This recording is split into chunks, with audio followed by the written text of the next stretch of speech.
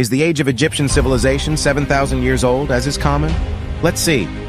It was stated in the Turin Papyrus, which dates back to the era of Ramesses II, Dynasty 19, a modern state, that the history of Egypt dates back to ages much older than the era of King Mena Narmer, the last king of the family Zero and the first king of the first family, about 3,300 BC.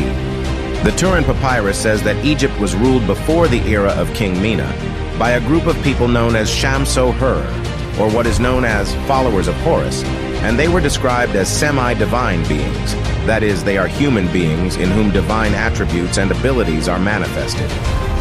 The rule of the Shamso-Hur of Egypt for a period of 13420 years before the era of the families that began around 3300 BC.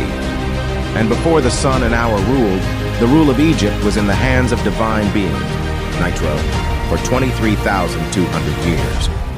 And in the basement of the Dendera Temple, in texts known as the texts of the Dendera Temple, in which it was stated that the engineering design of the Dendera Temple was found in the era of King Bibi II, Dynasty 6 in the city of Memphis, recorded on a piece of leather.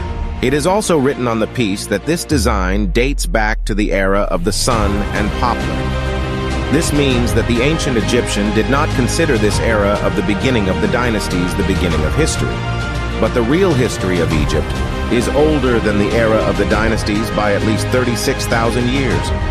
The ancient Egyptian was keen to link its newer history with ancient history, and he viewed the ancient history as the origin and ideal from which he drew inspiration from the symbols of his civilization.